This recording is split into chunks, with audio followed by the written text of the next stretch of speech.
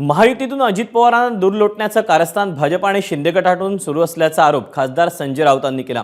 अजित पवारांना बाहेर काढून यांना जास्त जागा मिळतील ही त्यांची भावना आहे असा आरोप देखील संजय राऊतांनी केलाय।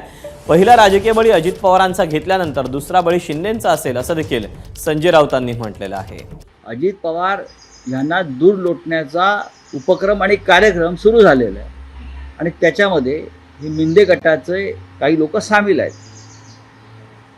त्यातलं राजकारण असं आहे की एकदा अजित पवारांना बाहेर काढलं की मग आपापल्या वाट्याला जास्त जागा जिंकण्यासाठी लढण्यासाठी येऊ शकतात। दरम्यान राऊतांच्या याच आरोपांना सुनील तटकरे आणि भाजप नेते आशिष शेलारांनी काय प्रत्युत्तर दिलं पाहूया।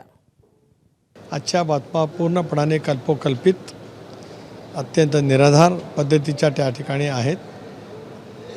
महायुतीच्या जागा वाटपाचा टप्पा महाविकास आघाडीच्या कितीतरी पुढे जाऊन पोचलेला आहे। त्यामुळे आज अशा पद्धतीचं जे काही वातावरण निर्माण करण्याचा प्रयत्न केला जातो आहे त्याचं एकमेव कारण की महाविकास आघाडीच्या लक्षात आले की आता महाराष्ट्राच्या महायुतीच्या सरकारने ज्या काही क्रांतिकारी योजना संबंध महाराष्ट्रामध्ये दिल्यात, एक चैतन्याचं वातावरण निर्माण झालं आहे आणि त्याच्यामुळेच लोकसभेची वेळेला जी काय वातावरण होतं त्याच्यात कमालीचा फरक झालेला असल्यामुळेच प्रचंड प्रमाणावरती राजकीय भयगंड वाटणाऱ्या पक्षांच्याकडनं अशा पद्धतीच्या बातम्या पसरवण्याचं काम त्या ठिकाणी होत आहे। कपोल कल्पित बातमी आहे।